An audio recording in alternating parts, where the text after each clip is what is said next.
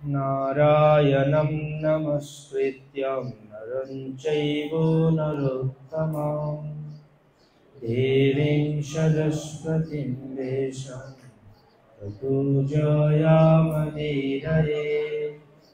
नष्टप्रायेषु भक्तेषु नित्यं भागवत सेवया भागवते उत्तमश्लोके मुक्तिर्भवति नैष्ठिके। ॐ नमो भगवते वासुदेवाय।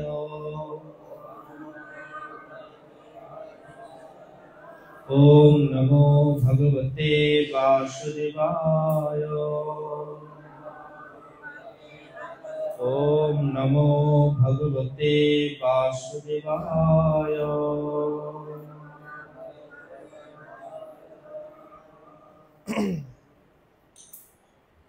अमल पुराण श्रीमद् भागवतम तृतीय स्कंध षोडश अध्याय आज के आमरा 300টি श्लोक पाठ करे श्रवण करब।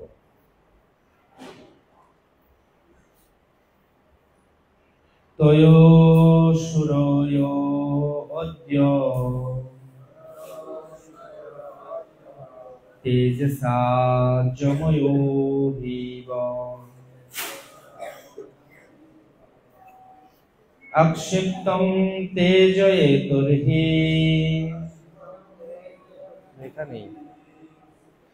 भगवान्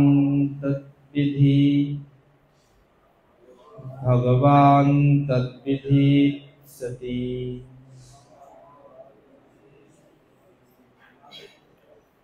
उक्त श्लोकेर अनुवाद सबाई दया करे आमार साथे बोलबेन।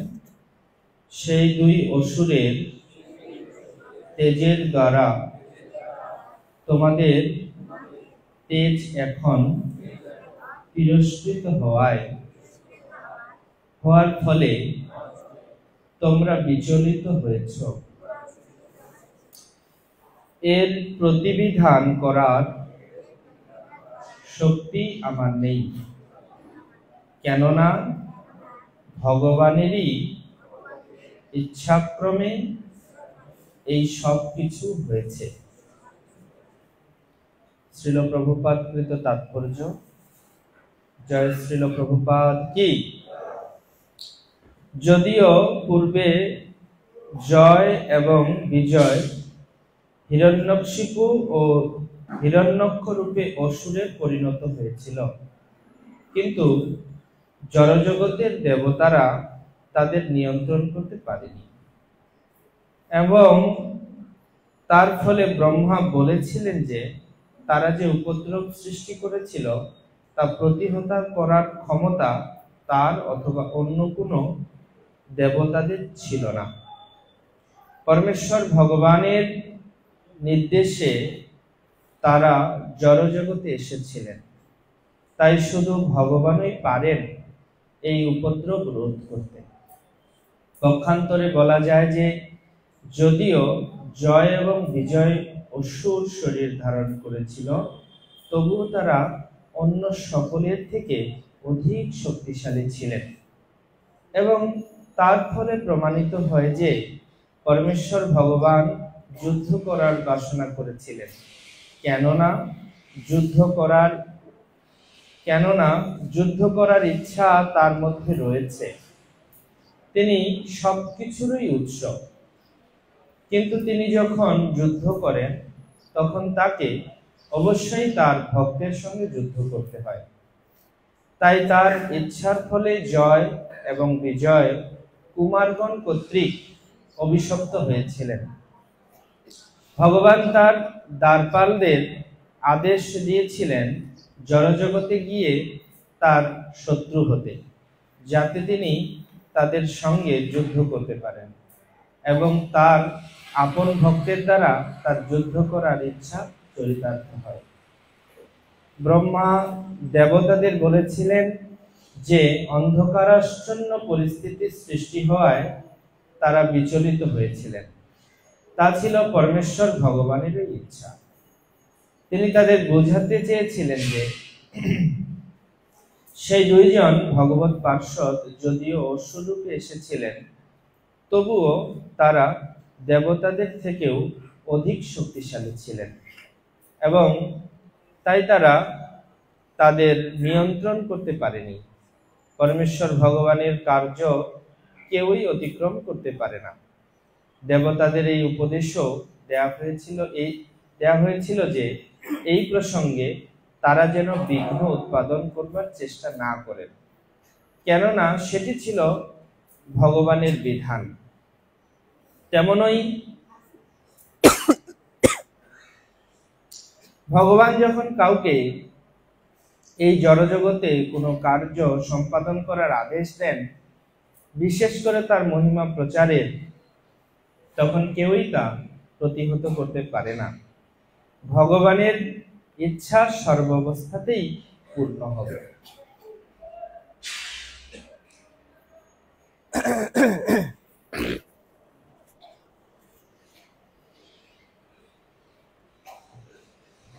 হরে কৃষ্ণ।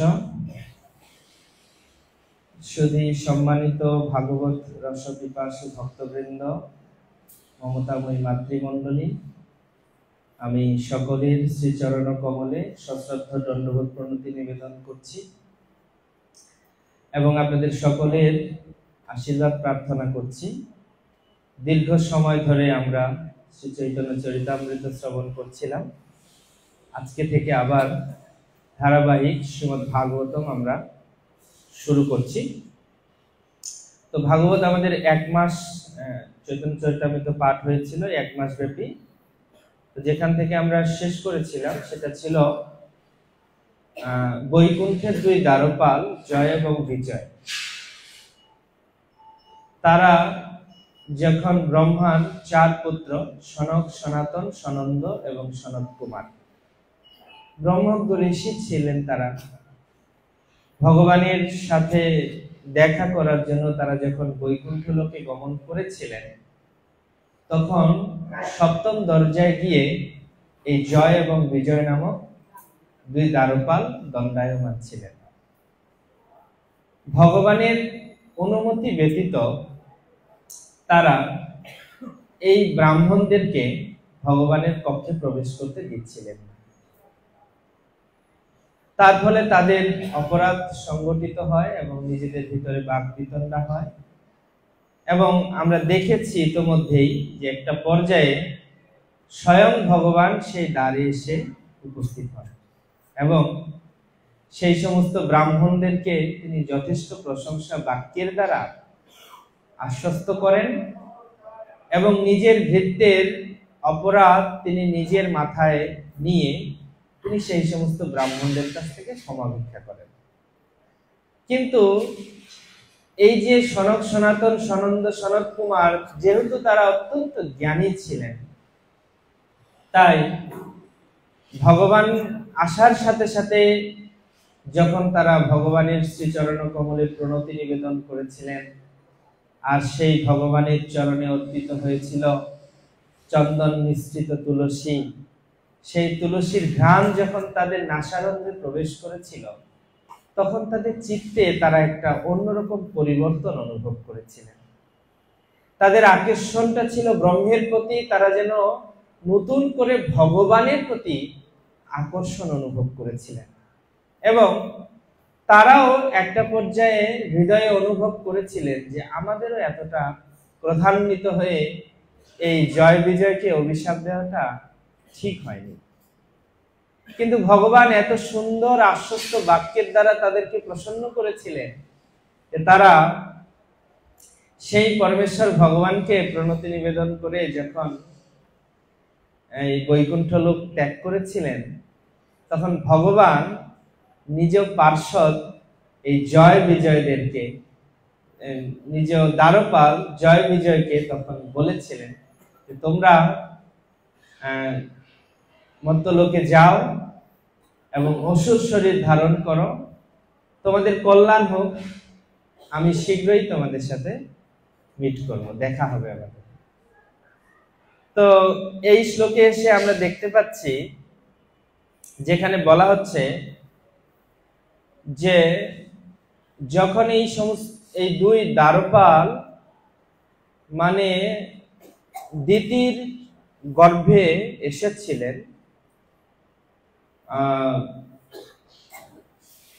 কশ্যপ মুনির রেতকে আশ্রয় করে তারা দিতির গর্ভে এসেছিলেন, তখন গর্ভে আসা মাত্রই পৃথিবী অন্ধকারাচ্ছন্ন হয়ে পড়েছিল। এতটা ভয়ঙ্কর ব্যাপার ছিল। পৃথিবী অন্ধকারাচ্ছন্ন হয়ে পড়লে দেবতারা ভীত সন্ত্রস্ত হয়ে তারা ব্রহ্মার সভায় গমন করেছিলেন, এবং কিভাবে দেবতাদের প্রভাব নষ্ট হয়ে গেল।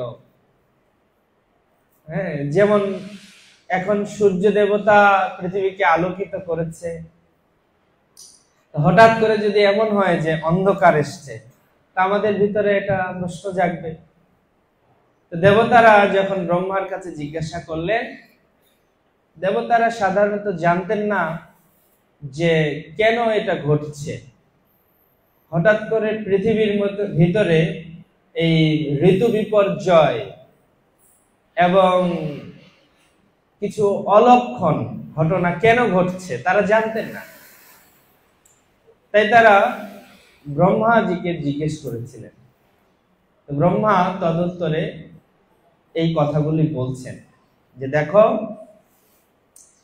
তেজসা যময়োর হিবা, এই তেজ হচ্ছে সেই যমজ দুই ভাইয়ের, যারা দিতির গর্ভে অসুর রূপে এসেছে। হ্যাঁ, এটা তোমাদের তেজকে তিরস্কৃত করেছে। এখন দেবতাদের মনে খুব স্বতঃস্ফূর্ত ভাবে প্রশ্ন জাগতে পারে যে তাহলে এটা কি নিরসন করবেন না, এরকমই থাকবে? তদুত্তরে ব্রহ্মাজি বলছেন, না না, এটা আমার সামর্থ্যের বাইরে, এটা আমার সামর্থ্যের ভিতরে নেই। কেন আমার সামর্থ্যের ভিতরে নেই? অক্ষিপ্তম তেজঃ এতর্হি ভগবান তদ্বিধিবৎ সতি। এটা যেহেতু ভগবানের ইচ্ছা প্রভাবে হচ্ছে, বা কথাটার মানে হচ্ছে যে এটা ভগবান রূপী যে বিধি, সেই বিধির এটা বিধান। সাধারণত বিধি তো আমরা ব্রহ্মাকেই বলি, ব্রহ্মাই তো বিধি, কিন্তু উনি এখন বলছেন এটা বিধির বিধান। তার মানে কোন বিধান, কোন বিধির কথা উনি উল্লেখ করছেন? উনি ভগবানের কথাই উল্লেখ করছেন। এখানে উল্লেখই করেছেন ভগবান তদ্বিধিত ইচ্ছতি। যদি আমরা এইভাবে উচ্চারণ করি তাহলে দেখবো শেষ শব্দটা হচ্ছে তদ্বিধিত ইচ্ছতি, মানে বিধির ইচ্ছায়, ভগবান রূপী বিধির ইচ্ছায় এটি সম্পাদিত হচ্ছে। সেই কারণে এটা নিরসন করবার মতো অধিকার আমার নেই। ব্রহ্মা একদম অকপটে স্বীকার করলেন তার অপারগতা। এখান থেকে আমরা শিক্ষা লাভ করতে পারি, স্বয়ং বিধাতা ব্রহ্মা, যিনি সৃজনী শক্তির জন্য দেবতাদের শত বৎসর তপস্যা করেছিলেন, যিনি ভগবানের কাছ থেকে প্রথম এই সৃষ্টির বিজ্ঞান, ভগবত ভক্তির রহস্য, সকল প্রকারের জ্ঞান তিনি অর্জন করেছিলেন, সেই ব্রহ্মা আচরণটা কিরকম? তিনি দেবতাদের সামনে একদম নিষ্কপটে স্বীকার করে দিলেন যেটা ছিল তার এখতিয়ারের বাইরে, তার অধিকারের বাইরে। সাধারণত জড়জাগতিক যে সত্য রজতম গুণ, আমরা যখন তার দ্বারা প্রভাবিত থাকি, তখন আমাদের ভিতরে যেটা আমি না, আমার অধিকার যতটুক না, তার থেকেও বেশি দেখাতে বা জাহির করতে আমরা পছন্দ করি। এটা আমাদের স্বভাব। আমরা অনেক সময় বুঝাতে চাই আমি অনেক বড় কিছু, কিন্তু যার সামনে বুঝাতে চাই সে মাঝে মাঝে হেসে দেয়। কেন? কারণ সে বুঝতে পারে যে আপনি অত বড় না, কিন্তু আমার সামনে আপনি এটাকে জাহির করছেন মাত্র। তো যারা যথার্থ জ্ঞানী, যারা যথার্থ জ্ঞান লাভ করেছেন, তারা কখনো আত্মপ্রশংসা করেন না, নিজের প্রশংসা নিজে নিজে কখনো করেন না।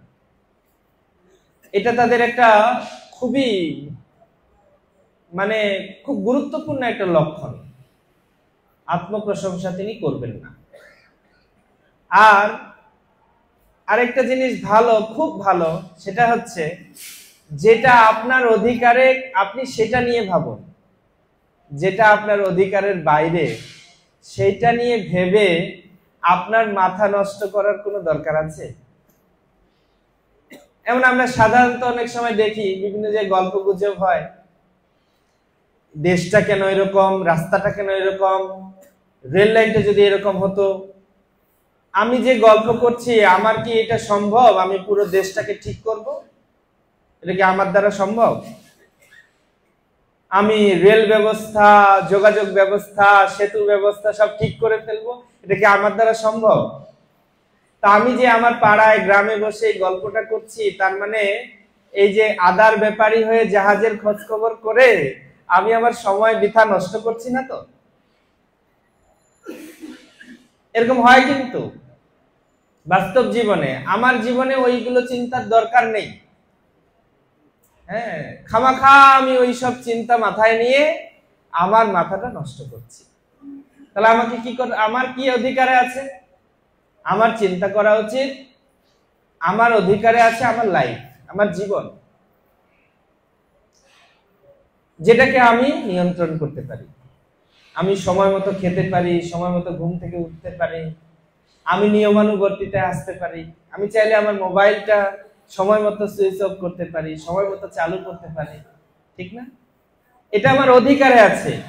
যেটা আমার অধিকারে আছে সেটা গুছানোর আমার কোনো টেনশন নাই। আমার টেনশন হচ্ছে দেশ গুছাবো নন্দলালের মতো, না? তো ব্রহ্মার কাছ থেকে আমাদের এটা শিখতে হবে। সমস্ত দেবতারা তার অধীনে, কিন্তু সেই অধীনস্থ দেবতারা যখন গিয়ে জিজ্ঞাসা করছেন যে এই যে অন্ধকার আচ্ছন্ন হয়েছে, উপদ্রব সৃষ্টি হয়েছে, আমাদের যে তেজ সেটা কাজ করছে না ঠিক মতো, ব্যাপারটা কি? বলে এটা তো ভগবানের দুই ভক্ত, তারা ওই ব্রাহ্মণ, যাই হোক, সেটা মূলত ভগবানের ইচ্ছাতেই সংগঠিত হয়েছে, তারা এসছেন, এই জন্য এটা হয়েছে। কিন্তু এটা সমাধানের দায়িত্ব আমার না। সমাধানের দায়িত্ব কার? এটা ভগবানের দায়িত্ব। সমাধানের দায়িত্বটা ভগবানের। এইভাবে যদি প্রত্যেকটা ব্যক্তি যার যার অধিকারচিত কর্ম করে, যার যার অধিকারের মাত্রা রেখে কর্ম করে, তাহলে সে তার মস্তিষ্ককে ঠিক রেখে প্রত্যেকটা কর্ম সুন্দরভাবে সম্পাদন করতে সমর্থ হবে। যেমন আমরা অনেক আগের থেকে একটা গল্প শুনেছিলাম না, যে অধিকারে থেকে কর্ম করা উচিত। যদি আপনি কি এমনকি ভালো কর্মও করতে যান যেটা আপনার অধিকারে নেই, সেটা করতে গেলে কিন্তু আপনাকে বিপদে পড়তে হবে। ওই যে গাধা, আর একটা হলো কুকুর, আর একটা হলো গরু, এরা তিনজন একই মালিকের বাড়িতে থাকে। তো থাকতে থাকতে ওই মালিকটা ঠিক মতো ওদেরকে খেতে দেয় না। তো একদিন তিনজনে মিলে মিটিং করেছে যে দেখো আমাদেরকে ঠিক মতো খেতে দেয় না, আমরা মালিকের বিরুদ্ধে ধর্মঘট করব। ধর্মঘটটা কি? বলে যার যে কাজ সেই কাজটা আমরা বন্ধ করে দেবো, আমরা কাজ করব না। ঠিক আছে, সেটাই হোক। তো খুব সকালবেলা উঠেছেন মালিক, উনি লাঙল দিবেন, লাঙল চাষ করবেন জমিতে, কৃষক ছিলেন। তো যখন লাঙল চাষ করতে গেছেন, গরুটা শুয়ে পড়েছে। উনি আর চাষ করবেন না, কেন? ওনারা তো ধর্মঘট করেছেন। কোনোভাবেই উঠছে না। তখন ভাবছে থাক, আজকে আর চাষ নাইবা করলাম, ঠিক আছে, চাষ যেহেতু করতে পারলাম না, তাহলে কিছু কিছু শস্য আছে, এগুলো আমি বাজারে বিক্রি করতে পারি সকাল সকাল গিয়ে। তো গাধার পিঠে সমস্ত শস্য আদির বস্তা চাপিয়েছে। চাপালে গাধাটাও শুয়ে পড়লো। কেন? ওরা তো ধর্মঘট করেছে, ওরা কিছুই কাজ করবে না আজকে। গাধা যখন শুয়ে পড়লো, এখন কোনোভাবেই উঠছে না। তো বিরক্ত হয়ে মালিক ভাবছে আজকে কিছুই হলো না, কার মুখ দেখে উঠেছিলাম, আজকে চাষ হলো না, বাজারে যাচ্ছি তাও গাধা শুয়ে পড়েছে, হবে না, তাহলে শরীরটাকে একটু বিশ্রাম দেওয়া যাক। তো সন্ধ্যায় খুব বিশ্রামের নিমিত্তে ঘুমিয়ে পড়েছে। ঘুমিয়ে পড়লে অকস্মাৎ সেদিনই চোর আসবার কথা, সেদিনই চোর এসছে। চোর যখন এসে গেছে, এখন গাধার গরু মিলে চিন্তা করছে, এই চোর যদি সব কিছু চুরি করে নিয়ে যায় তাহলে মালিকের অভাব পড়ে যাবে, আর অভাব পড়লে পরে কিন্তু এই আমাদের দুজনকে বিক্রি করবে। আর কুকুরকে তো বিক্রি করা যায় না, ওর তো কোনো সমস্যা নেই। আর বিক্রি করলে যদি কোথায় করবে বা নতুন জায়গা কেমন হবে, তাহলে এক কাজ করা যাক, দিনের বেলা তো আমরা স্ট্রাইক করেছি, রাত্রের বেলা আমাদের ধর্মঘটটা আমরা তুলে নিতে চাই। তো গিয়ে কুকুরের কাছে বলছে, দেখো কুকুর, তুমি এই ধর্মঘটটা তুলে নাও। বলে, না, তোমরা দিনের বেলা পালন করেছো, এখন আমার সময়, আর আমাকে তোমরা ধর্মঘট পালন করতে দেবে না, ওটা হয় না, আমি করবই। কোনোভাবেই কুকুর আর চিৎকার করবে না, আর উনি নাক ডেকে ঘুমাচ্ছে, চোরে তো সব চুরি করবে। এমন তো পরিস্থিতি দেখে গাধা ভাবলো যে আমি চিৎকার করে দিই। গাধাটা এমন চিৎকার করলো, তাতে চোরও পালালো, মালিকেরও ঘুম ভাঙলো। কিন্তু চোর যে এসছে এটা তার মালিক জানে না। মালিকের তো মেজাজ একদম উত্তম মধ্যম। ব্যাপারটা কি, সকালবেলায় তোমাকে কিছু আনাজ চাপালাম বিক্রি করবে বলে, আর তুমি শুয়ে পড়লে, আর এখন রাতের বেলা চিৎকার করছো, দাঁড়াও দেখাচ্ছি। একটা লাঠি নিয়ে ইচ্ছা মতো পিটিয়েছে। তো কাহিনী তো রূপক কাহিনী, কাহিনী তো কাহিনী হয়। কাহিনীর থেকে শিক্ষাটা হচ্ছে এই যে গাধাটা কিন্তু চিৎকার করেছে মালিকের কল্যাণে, তাই না? চুরি না হয়, সেখানে তার আত্মকল্যাণও ছিল, যাতে আমার বিক্রি না হয়। কিন্তু সেটা মূল্য তার মালিক দিতে পেরেছে? পারেনি। পক্ষান্তরে তাকে অনেক বেশি শাস্তি পেতে হয়েছে। তো এই কথাটার মূল নির্যাস হচ্ছে এটাই, যেটা আমার অধিকারে আছে সেটা নিয়ে আমার চিন্তা করা উচিত, সেটাকে আরো কিভাবে উন্নত করা যায় সেটা চিন্তা করা উচিত। যেটা আমার অধিকারে নেই সেইটা নিয়ে সারাদিন চিন্তা ভাবনা করে আমার সময়টা নষ্ট করার কোনো মানেই হয় না।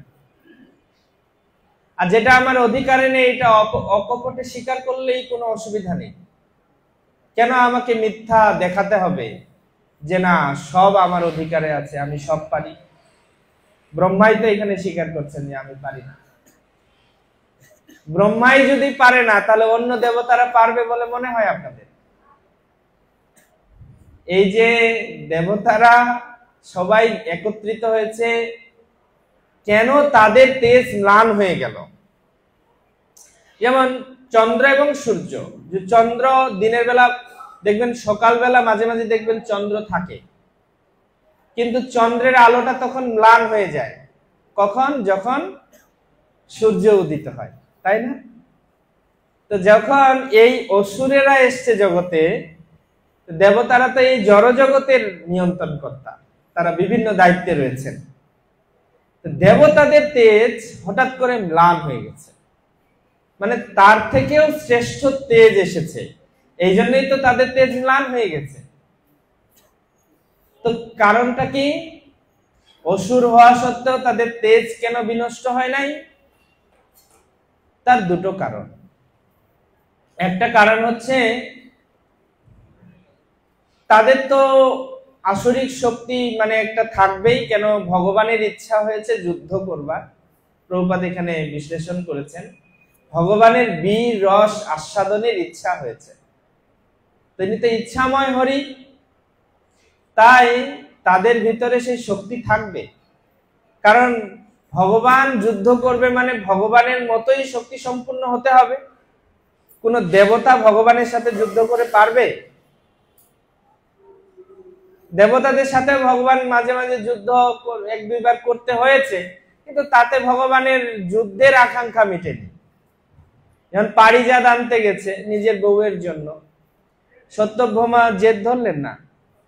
উনি একবার গিয়েছিলেন, নরকাসুর যখন বধ হলো, তো নরকাসুরের কুণ্ডলগুলো দেয়া হয়েছিল। সেই কুণ্ডলগুলো ছিল মাতা অদিতির কুণ্ডল, উনি চুরি করেছিলেন নরকাসুর।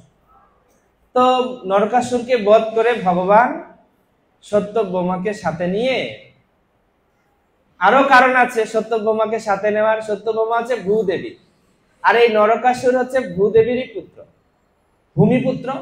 ভগবান বরাহদেব যখন অবতীর্ণ হলেন, তখন ভূমিকে স্পর্শ করার ফলে, সেই বরাহদেবের স্পর্শের ফলে পৃথিবী গর্ভবতী হলেন। তার ফলে নরকাসুরের উৎপত্তি হলো। সেই জন্য উনি ভূদেবীর প্রকাশ, সেই জন্য উনাকে ওই দিন ভগবান সাথে করে নিয়ে গিয়েছিলেন গরুড়ের পিঠে। তো দেখা গেল কি, কুণ্ডল ফেরত দিতে গেলেন স্বর্গে ভগবান, আর ওইখানে পারিজাত বৃক্ষ দেখলেন কে? সত্যভামা। তারপর থেকে ডিমান্ড, স্বামীর কাছে তো অনেক ডিমান্ড থাকে না স্ত্রীদের, আমার একটাই চাওয়া, এই পারিজাত বৃক্ষের নিচে বসে আমি যজ্ঞ করব। ভগবান স্ত্রীর কথা পূরণ করবার জন্য স্বর্গে গেলেন। গিয়ে তিনি বললেন যে সত্যভামার ইচ্ছা হয়েছে পারিজাত বৃক্ষ তোমরা দাও, কিন্তু ইন্দ্র দিলেন না। ইন্দ্রের সাথে যুদ্ধ হয়েছিল তখন, কিন্তু তাতে ভগবানের মশা মারার মতো, ওইটুকু দিয়ে উনার যে বিক্রম, এটা হয় না। সেই জন্য ভগবানের সাথে যুদ্ধ করতে গেলে ভগবানের মতন শক্তি সম্পূর্ণ পার্সন দরকার। তো সেটা কে হবে? ভগবান নির্বাচন করলেন এই দ্বারপালদের। এখন এই যে দ্বারপালরা, তাদেরও আবার তারা যে এসছেন শুধু একটাই কারণ না, কেবল ভগবানের ইচ্ছা না, এখানে আরো কতগুলো কারণ মিলে একটা কার্য সংগঠিত হয়েছে। কারণগুলো কি? প্রথম কারণ তো হচ্ছে লক্ষ্মী দেবী তাদের প্রতি অপ্রসন্ন ছিলেন। উনি খুশি ছিলেন না, উনি অনেক আগেই মার্ক করেছিলেন এদের একটা শাস্তি দরকার। ভগবান নিদ্রিত ছিলেন, ওই সময় লক্ষ্মী দেবী প্রবেশ করতে চাচ্ছিলেন, তখন ওরা একটা বাধা সৃষ্টি করেছে, না উনি ঘুমাচ্ছেন। কিছু বলেনি তেমন, বলছেন কিন্তু এটা তো ওদের বলার অধিকার নেই। লক্ষ্মী দেবীকে কি এটা বলা ওদের অধিকার আছে?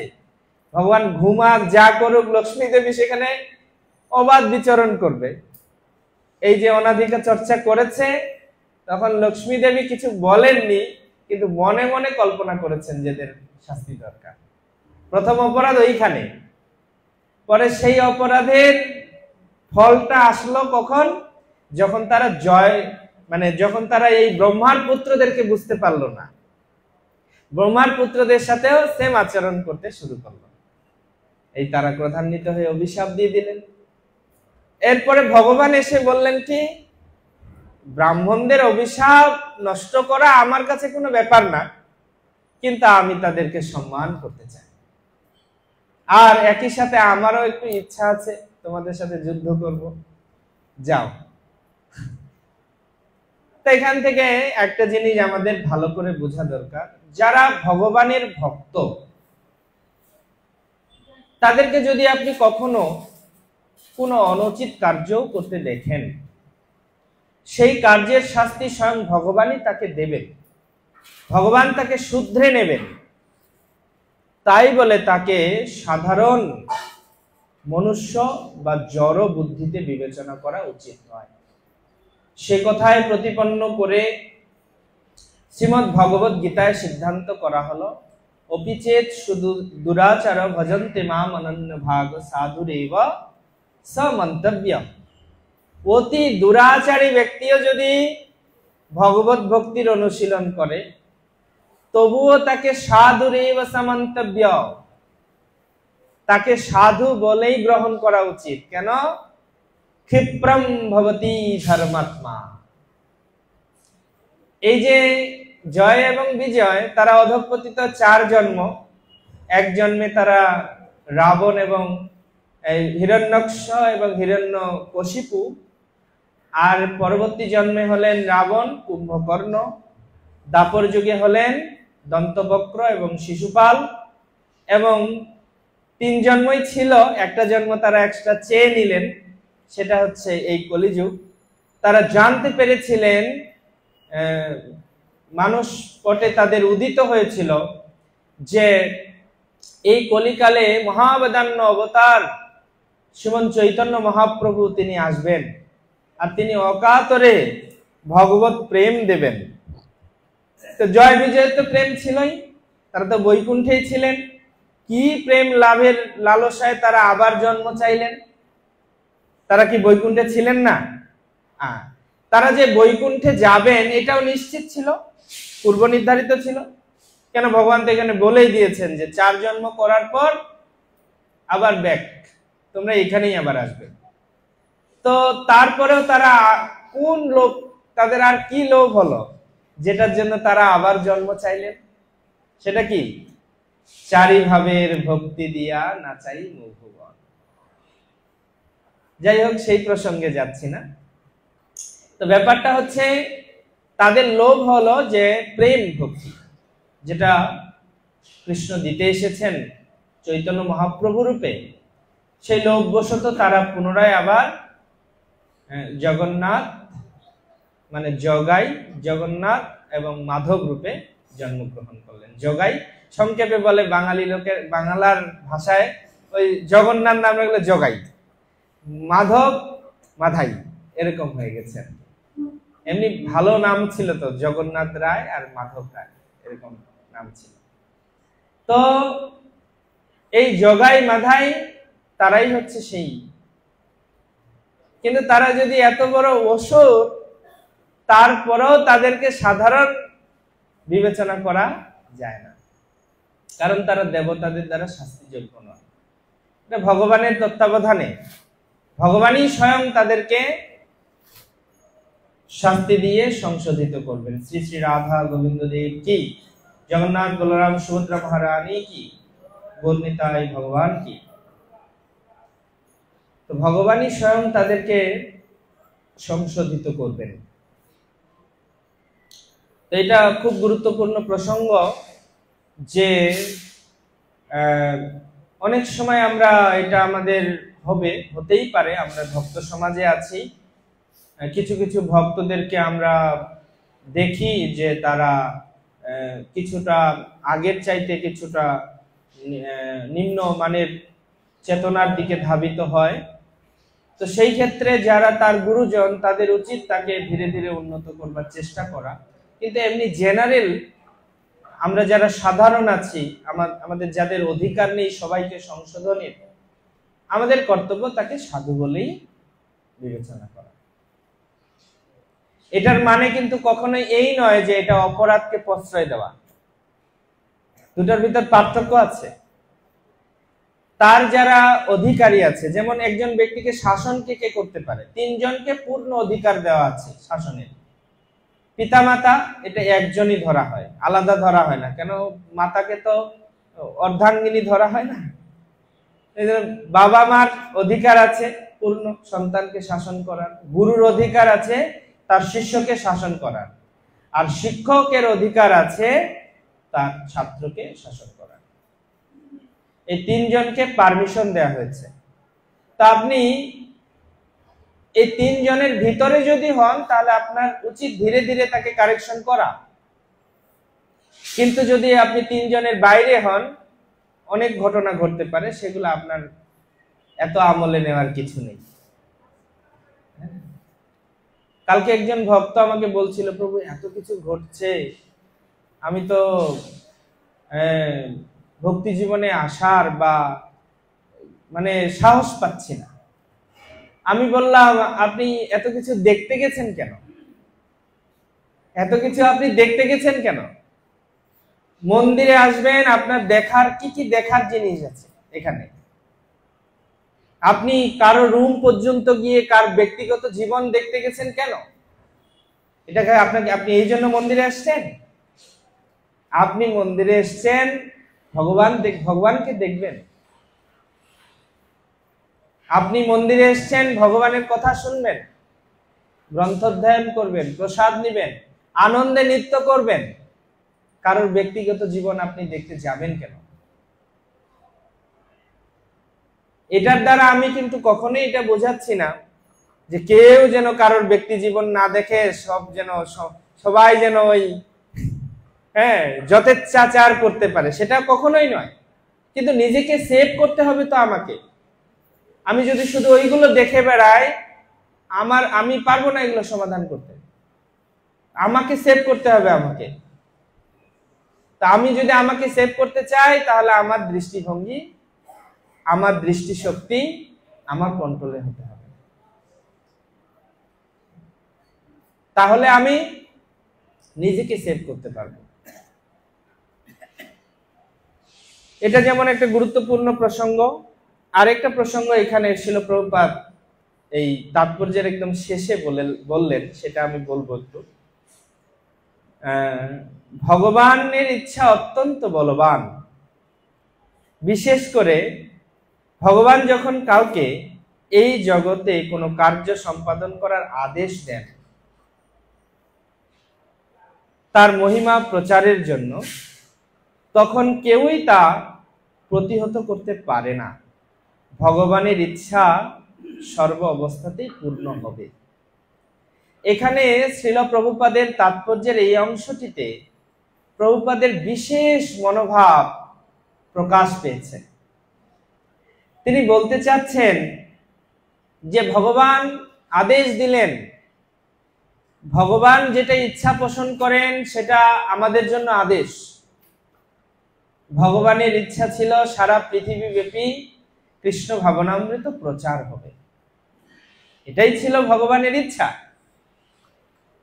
এখন সেই ইচ্ছা বাস্তবায়নে গুরু পরম্পরা ক্রমে আন্তর্জাতিক কৃষ্ণ ভাবনামৃত সংঘের প্রতিষ্ঠাতা আচার্য শ্রীল অভয় চরণারবিন্দ ভক্তি বেদান্ত স্বামী প্রভুপাদ, তিনি আদেশ প্রাপ্ত হয়েছেন। আপনি তর্ক করতে পারেন, প্রভুপাদকে কি ভগবান আদেশ দিয়েছেন? উনি এই কথা বলছেন। যদি কাউকে বিশেষ করে প্রচারের আদেশ দেন, তাহলে সেটা কেউ প্রতিহত করতে পারে না। এটার মানে কি বোঝাতে চাইছেন তিনি? যে ভগবান কর্তৃক যদি প্রচারের আদেশ পাওয়া হয়েছে, তাহলে এই কৃষ্ণ ভাবনামৃতকে কেউ প্রতিহত করতে পারবে না। তো এখন প্রশ্ন আসতে পারে যে ভগবান কি প্রভুপাদকে আদেশ দিয়েছেন? হ্যাঁ, দিয়েছেন। কিভাবে? পরম্পরা ক্রমে। আমাদেরকে বুঝতে হবে, আমরা সরাসরি শ্রীকৃষ্ণের আদেশ পাবো না। ওই যারা স্বপ্ন দেখছে কৃষ্ণ আমাকে দেখা দিবে, কৃষ্ণ এসে আমাকে আদেশ দেবেন, কৃষ্ণ এসে আমাকে বলবেন, ওটা সম্ভব না। আর ওটা যদি কখনো কৃষ্ণ করেও থাকেন, সেটা জাস্ট আপনাকে একটু, তিনি চাচ্ছেন আপনার স্বীকৃতির কারণে আপনাকে একটু পারমার্থিক পথে আনার জন্য। এটা একেবারে ভক্তির প্রাথমিক অবস্থায় আপনাকে স্বপ্নাদিষ্ট করতে পারে। কিন্তু ভক্তির যখন আপনি পরিপক্কতা লাভ করবেন, তখন আপনি কৃষ্ণের আদেশ সরাসরি পাবেন না। তখন আপনার আদেশটা নিতে হবে গুরুদেবের কাছ থেকে। কারণ কৃষ্ণের ইচ্ছাটা একদম হৃদয়ের ইচ্ছাটা, যেটা কৃষ্ণ এমনকি শাস্ত্রেও ব্যক্ত করতে গিয়ে সম্পূর্ণ ব্যক্ত হয়নি, সেই ইচ্ছাটা গুরু পরম্পরার মাধ্যমে, গুরুদেবগণের পরম্পরার আচার্যগণের হৃদয়ের মাধ্যমে আমাদের কাছে নেমে এসেছে। এই জন্যই তো বহু লোক জগতে শাস্ত্র অধ্যয়ন করেও এই ভক্তির রহস্য হৃদয়ঙ্গম করতে পারে না। অথচ এই গুরু পরম্পরার বৈষ্ণবগণের, আচার্যগণের কাছ থেকে ভগবত ভক্তির তত্ত্ব শ্রবণ মাত্রই তারা ভগবত ভক্তি জীবনে চলে আসে। এটাই হচ্ছে বিষয়, এটাই হচ্ছে আমাদের রহস্য। আমাদের কোনো যোগ্যতা নেই, আমাদের যোগ্যতা একটাই, আমরা গুরু পরম্পরায় আশ্রিত হয়েছি, গুরুদেবের দ্বারা গৃহীত হয়েছি। এটাই আমাদের পরম সৌভাগ্যের ব্যাপার। তো প্রভুপাদ ইঙ্গিত দিচ্ছেন এটা কেউ প্রতিহত করতে পারবে না। অর্থাৎ তিনি বলতে চাইছেন এই কৃষ্ণ ভাবনামৃত প্রচারে কি কোনো প্রকার বাধা আসবে না? আপনি প্রচার করছেন মানে আপনিও কিন্তু সেই আদেশের অন্তর্ভুক্ত। প্রভুপাদকে ভক্তি সিদ্ধান্ত সরস্বতী গোস্বামী যে আদেশ দিয়েছিলেন, সেই আদেশের অন্তর্ভুক্ত যেমন প্রভুপাদ, তেমনি তার শিষ্যবৃন্দ, বর্তমান আচার্যবৃন্দ সেই আদেশের অন্তর্ভুক্ত। আমরা যারা দীক্ষা গ্রহণ করবার সময় কথা দেই, হে গুরুদেব আমি আপনাকে প্রচার কার্যে সাহায্য করব, তো আমরাও সেই আদেশের অন্তর্ভুক্ত,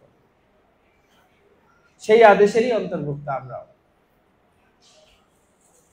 তো সেই আদেশ পালনে আমরা সবাই চেষ্টা করছি, প্রচার করছি। তো সেই প্রচারে কিন্তু নানা প্রকার বিঘ্ন উপস্থিত হবে, নানা প্রকার বিদ্বেষ ভাবাপূর্ণ মানুষেরা থাকবে, মায়াবাদীরা থাকবে, কুতার্কিকেরা থাকবে, জ্ঞান পাপীরা থাকবে, অপসম্প্রদায়কারীরা থাকবে। তারা এসে আপনাকে বিভ্রান্ত করবে।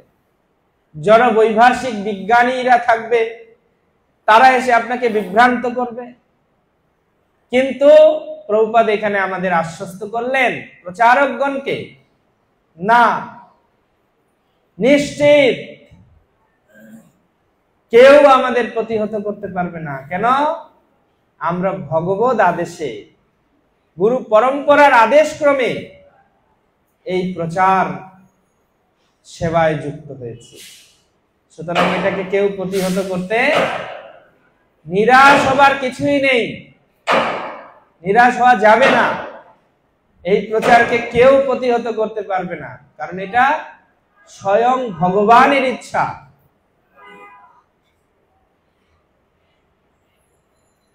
প্রভুপাদ এই কথাটি বলার মাধ্যমে তিনি আমাদেরকে আশ্বস্ত করছেন, আমাদেরকে বোঝাতে চাচ্ছেন যে আমরা যে কৃষ্ণ ভাবনামৃত প্রচারে যতটুকুই যার যে সামর্থ্য অনুসারে যুক্ত হয়েছি, মাঝে মাঝে বিভিন্ন বিপদ উপস্থিত হবে, কিন্তু আমাদের পিছপা হলে চলবে না। কারণ আমাদের স্বার্থ কেবল একটাই, একটা বদ্ধ জীবকে এই জড় জগতের ক্লেশ থেকে মুক্ত করে পরম আনন্দের সাথে যুক্ত করা। এছাড়া তো আমাদের আর কোনো স্বার্থ নেই। জড় জগতের লোক যাই বলুক না কেন, তারা নানা অপবাদ দিচ্ছে। প্রমাণিত হয় কি? অপবাদ দিতে গিয়ে, বন্ধ করতে গিয়ে বন্ধ হয় না, আরো বেশি হয়। আমরা রাশিয়ার ঘটনাটাই দেখুন না, গীতা ব্যান করবে, গীতা ব্যান করবে। আমরা তো চিন্তিত, বাংলাদেশে যখন নিউজ এসছে শুনেই, গীতা ব্যান হয়ে যাবে, ওই দেশে গীতা প্রচার করতে পারবে না, কি হবে? কিন্তু কি হলোটা কি? সব গীতা শেষ, আরো গীতা ছাপানো হয়েছে, সব শেষ। যত গীতা মানুষ এমনি আমাদের ভক্তরা প্রচার করতে পারত না, তার থেকে অধিক গীতা বিক্রি হয়ে গেল। তাহলে প্রচার প্রতিহত হবে না? কেন হবে না? কারণ এটি হচ্ছে ভগবত ইচ্ছা, ভগবানের ইচ্ছা। দেবতা, এখানে ব্রহ্মা বলছেন আমারও শক্তি নেই। মাঝে মাঝে কিন্তু দেবতারা বুঝতে পারে না, ভুলও করে, কিন্তু ভক্তদের সাথে ভুল করে না? এত বড় কথা বলছেন, দেবতারা ভক্তদের সাথে ভুল করে, কেমন কথা? কথা সত্য। বলে প্রমাণ, আপনি দেখুন, ভগবানের ইচ্ছা ছিল গোবর্ধনের পূজা হোক, সেই জন্যই তো নন্দ মহারাজ আদি সমস্ত গোপেরা গোবর্ধনের পূজা করলেন। কার ইচ্ছায় করলেন? ভগবানের ইচ্ছায়। তখন ইন্দ্র বুঝতে পেরেছিল? ইন্দ্র তো বুঝতে পারে নাই যে এটা ভগবানের ইচ্ছা। নানা উপদ্রব সৃষ্টি করতে লাগলো। ভগবান রক্ষা করলেন। আলটিমেটলি ইন্দ্র বুঝতে পারলো যে না, এটা ঠিক হয়নি, আমার এটা ঠিক হয়নি। কিন্তু ঠিক না হলেও ভগবান ক্ষমা করেছিলেন ইন্দ্রকে। একটাই কারণ ছিল যে তাতে ভগবানও লীলা আস্বাদন করেছেন, রস আস্বাদন করেছেন। কেন? যে সমস্ত ভক্তদের নিয়ে ভগবান 7 দিন 7 রাত্র ধরে একত্রিত ছিলেন, যেটা ভগবানেরও হয়ে উঠছিল না। কখনো সখাদের সাথে, কখনো গোপবন্ধুদের সাথে, কখনো মায়ের সাথে, মানে ভগবানেরও হয়ে উঠছিল না। কিন্তু যখন গোবর্ধন ধারণ লীলা করলেন, তখন 7 দিন 7 রাত্র ধরে সবাই একসাথে। তো ভগবান দেখলেন না, ইন্দ্র যদিও আমার ভক্তদের কষ্ট দিয়েছে, কিন্তু আমরা তো সবাই মিলে একটা আনন্দ ব্যবস্থা তার কারণেই হয়েছে। ঠিক আছে, তুমি আমার অভিষেক করাতে পারো, পারমিশন দিলেন। এই অভিষেক করালেন, গোবিন্দ কুণ্ডের সৃষ্টি হলো, চরণামৃত। এখনো সেই চরণামৃত আছে গোবিন্দ কুণ্ডে। কোথায়? গোবিন্দ কুণ্ডে।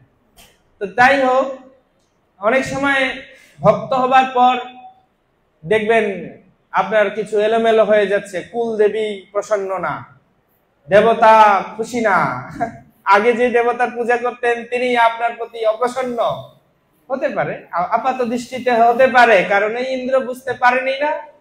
এরকম দেবতারা অনেক সময় বুঝতে পারে না আপনি ভক্ত হবার পর। কিন্তু আপনি যদি আপনার ভক্তিতে স্থির থাকেন, অবশেষে তারা বুঝতে পারবে এবং তারা সাপোর্টে আসবে। কারণ একটু সময় লাগে, তো দেবতাদের বুঝতে একটু সময় লাগে। এই জন্যই বলা হয় মুজ্জন্তি যৎ সূর্য, দেবতারা বুঝে না, বারবার ভুল করে। ওরা তো এমন ভুল করে, ভগবান এসছেন, উনি তপস্যা করবেন, উনি ভাবছে এই নরনারায়ণ ঋষি এরা কি আমাদের পদ নিয়ে নেবে নাকি, অপ্সরাদের পাঠাচ্ছে, যাও নাচানাচি করে ওদের তপস্যা ভঙ্গ করে দাও। আরে স্বয়ং ভগবান তপস্যার শিক্ষা দিতে এসছেন, তোমার ইন্দ্রের রাজত্বের উনার কোনো দরকার নেই। তখন সেই সমস্ত অপ্সরারা যখন নৃত্য করতে লাগলেন, তখন ভগবান চিন্তা করলেন এই যে ইন্দ্র তো একদম বুঝে না, হ্যাঁ, একে বুঝানো দরকার। তো ভগবানের হৃদয় থেকে এমন সুন্দরী সব রমণী প্রকাশ হলো, তখন দেবতাদের যে পাঠানো অপ্সরা, তাদের সঙ্গে তুলনা করতে গেলে এদেরকে পেঁচার মতো মনে হতে লাগলো, ব্যাঙের মতো মনে হতে লাগলো। ফলশ্রুতিতে ইন্দ্র বুঝতে পারলেন, আরে আমি কি সুন্দরী পাঠিয়ে উনার তপস্যা ভঙ্গ করব, এর থেকে তারও সহস্র গুণ সুন্দরী উনার হৃদয়ের মধ্যে। তখন উনি বুঝতে পারলেন। ধ্রুব মহারাজ উনি রাজ্য লাভের জন্য গিয়েছেন, কিন্তু ইন্দ্রের রাজ্য লাভের জন্য গিয়েছেন কি? উনি উনার পিতার রাজ্যটা লাভ করতে গিয়েছেন, ইন্দ্রের রাজ্য না। কিন্তু উনাকে কম করেছে দেবতারা? করেনি, কম করেনি। যাই হোক, মাঝে মাঝে দেবতারা এরকম বুঝতে পারে না, এটাও আপনাদের ধরে রাখতে হবে। হরে কৃষ্ণ।